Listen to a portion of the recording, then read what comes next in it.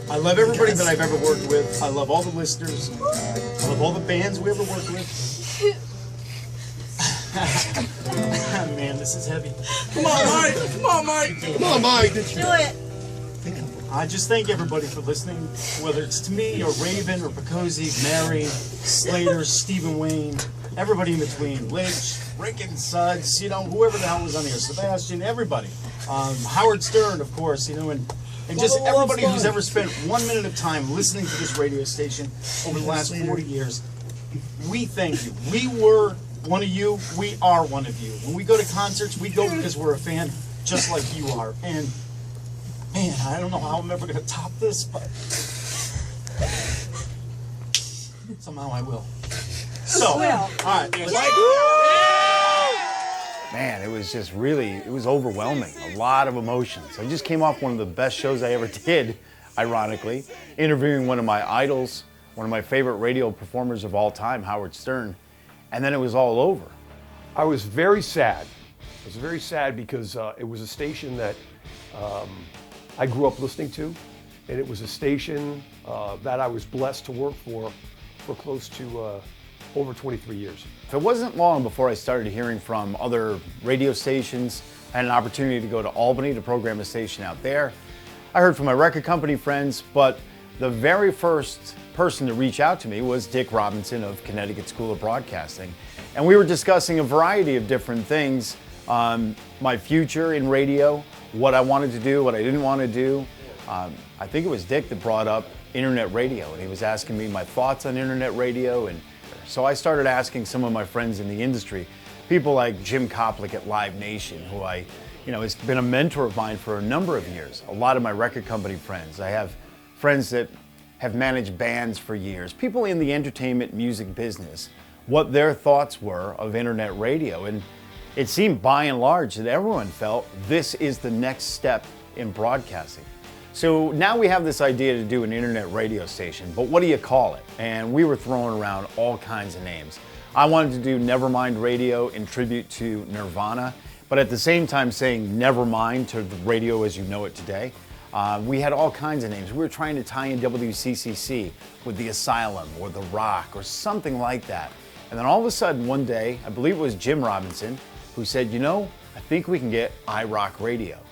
So as we start to assemble everything, the studios and the performance room and all the equipment, we need employees as well. Obviously starting off with myself, but who would be next? We really needed somebody with a lot of passion for the format. We needed somebody with experience. We needed somebody to give us credibility. In the rock world, credibility is everything. Without that, you got nothing.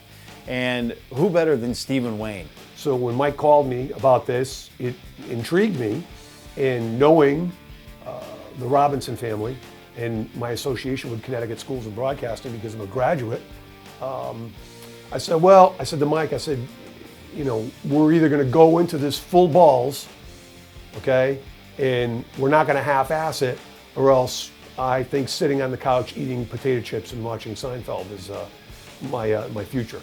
One of the most exciting things for me at iRock Radio is an opportunity to really kind of mold this thing from step one all the way through. And that includes everything from being involved in the designing of the logo. It was very important that we kept a common theme from WCCC to iRock Radio. We wanted the logo to look very familiar. So you notice the color scheme is very much the same as the WCCC logo.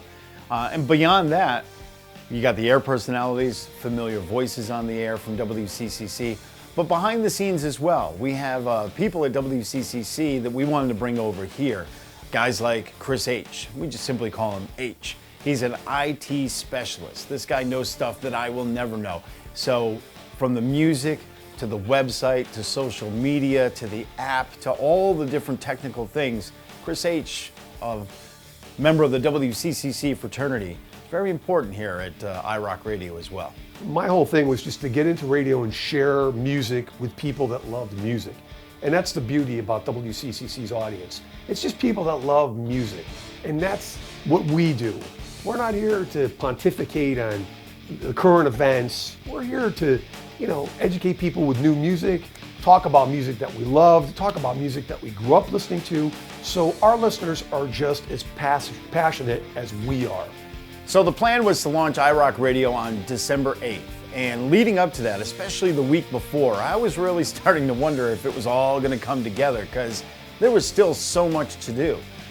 We didn't even have our music scheduling software in place as far as scheduling music logs and getting all that ready. And you know, the studios were still being wired as we came down to the wire. And on top of that, we had a Slipknot show the Friday before. We went down to interview Corey Taylor backstage at Mohegan Sun. We also had to drive to Rhode Island to pick up our shirts so that we'd have those ready to go for the launch. We had Pop Evil come in here and do an acoustic performance in Studio 64. All of this happening literally hours before the launch, and some of it taking place during the on-air launch of iRock Radio.